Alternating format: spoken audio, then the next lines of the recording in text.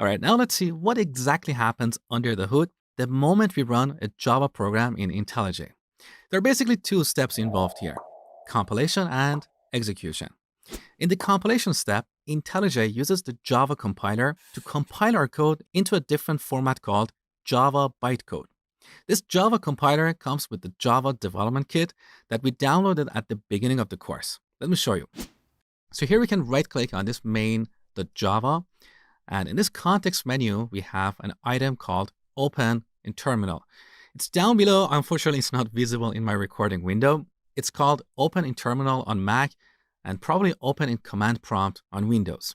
So let's open that. We get this terminal window or command prompt on Windows. Here we're currently inside of this folder, Code with Mosh. That is where we have our main.java file.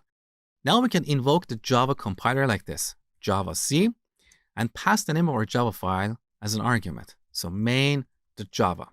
If you're on Mac or Linux, make sure to spell this with a capital M because these operating systems are case sensitive. So enter. Now let's look at the content of this folder. On Mac or Linux, we can type ls. On Windows, we type dir. So let's take a look. In this folder now we have a new file, main.class.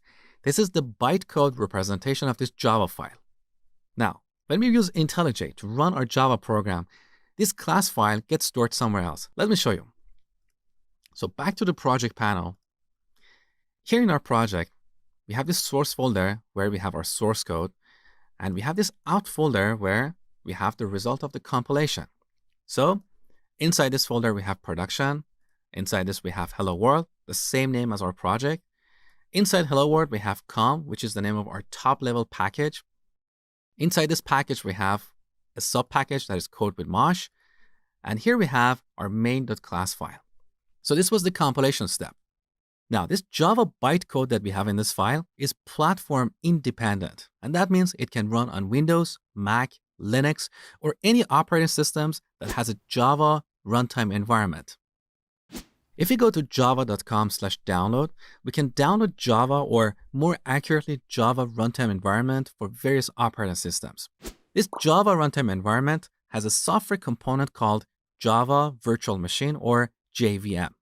This JVM takes our Java bytecode and translates it to the native code for the underlying operating system. So if you're on a Windows machine, this Java Virtual Machine converts our Java bytecode into the native code that Windows can understand. This architecture is the reason why Java applications are portable or platform independent.